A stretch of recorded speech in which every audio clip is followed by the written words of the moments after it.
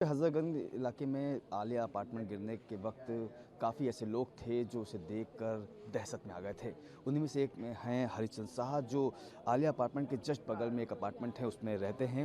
उनसे बात करते हैं। सर, जब ये हादसा हुआ तब आप कहाँ थे और आपने क्या जी, देखा? मैं अपनी गाड़ी से उतरा था। उतर के जिस तरफ ये बिल्डिंग उसी तरफ खड़ा हुआ था, तो मेरे सामने ये बिल्डिंग गिरी है। 6:42 की घटना, करीब मुश्किल से 2 सेकंड में ये बिल्डिंग पूरी नीचे आ गई होगी।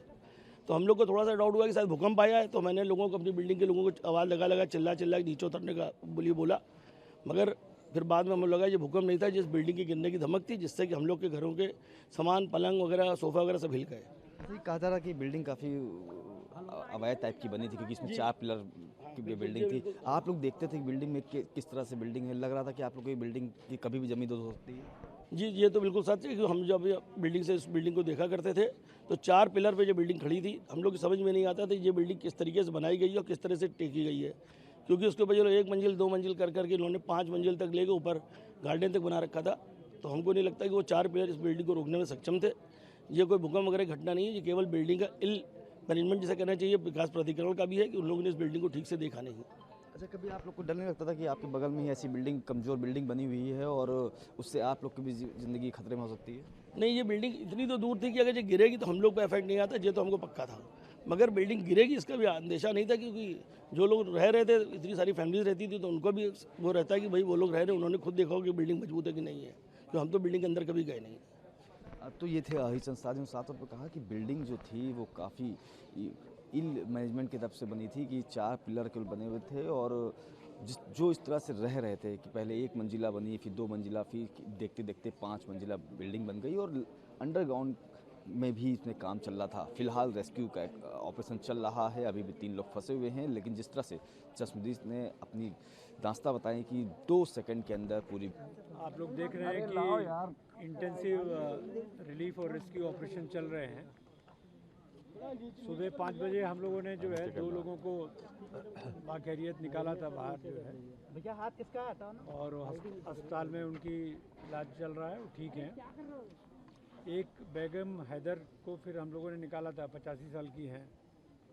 तो हॉस्पिटल में पहुंचने के बाद में फिर उनकी डेथ हो गई है। उनके अंदर क्रश इंजरीज थी, क्योंकि जो बिल्डिंग गिरी है तो अंदर उनके ऊपर एक भारी वस्तु गिरी है, जिसकी वजह से उनको चोट आई थी जो है। इसके अलावा जो अभी यहाँ पर वर्तमान में स्थिति है, तो एक जो ट्रैप्ड हमारी लेडी है, उसका हमारा संपर्क हुआ है, बातचीत हुई है, परिजनों की भी बातचीत हुई है। उसको हम लोग कोशिश कर रहे हैं कि उसको हम लोग पहले निकाल लें, लेकिन ये थोड़ा सा मुश्किल काम होता है। आप जानते हैं कि पता नहीं चलता नीचे कितनी लेयर हैं, कि जैसे रात में जब हमने निकाला था तो 5 लेयर पार करने के बाद में तब निकाला था। तो अभी उनको निकालने की कोशिश कर रहे हैं। और एक लेडी पीछे की तरफ भी बता रहे हैं, तो वहाँ भी अलग से ड्रिल किया जा रहा है, वहाँ भी कोशिश की जा रही है पहुँचने की। तो लगातार ये रेस्क्यू ऑपरेशन चल रहा है। तो अब तक जो कैजुअल्टी हुई है वो एक है हमारी आधिकारिक रूप से जो है। इसके अलावा अभी 2 व्यक्तियों का और हमें पता चला है कि इनमें शायद अभी क्लियर नहीं है आइडेंटिटी, लेकिन एक बैंक एम्प्लॉई यहाँ आए हुए थे किसी क्लाइंट के पास काम से। तो वो एक बैंक एम्प्लॉई हैं और उनके साथ में एक और थे जो है, तो वो पीछे की तरफ हैं बता रहे हैं। तो उनको भी हम लोग ट्रेस कर रहे हैं, लेकिन वो कंफर्म नहीं है।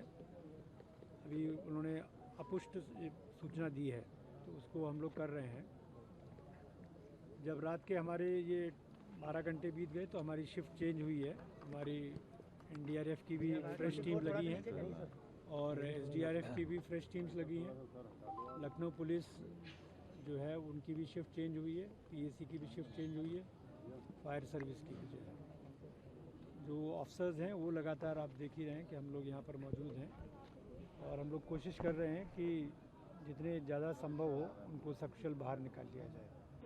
तो ये अपने आप में एक बहुत बड़ा मिशन है, जिसमें सभी लोग हैं, पूरा एडमिनिस्ट्रेशन है। मिलिंद जी, क्या मानते हैं कि ये ऐसा कैसे हो गया? क्योंकि ये तो अच्छी बात है कि लोग बच गए, लेकिन कुदरत का करिश्मा कहें या ऐसी कोई टेक्नोलॉजी थी जिसके तहत ये लोग बच गए हैं?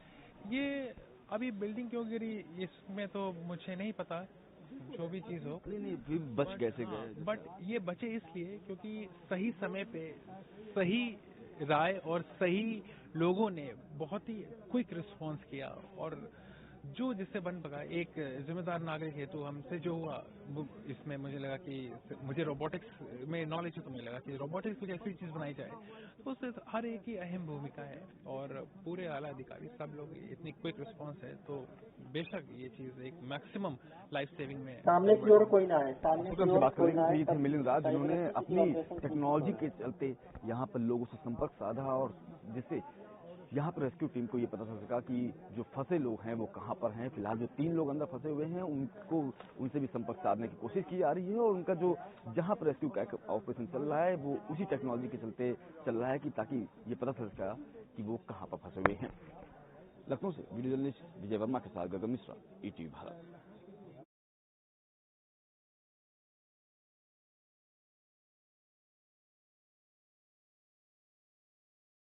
बिल्डिंग जमींदोज हो गई।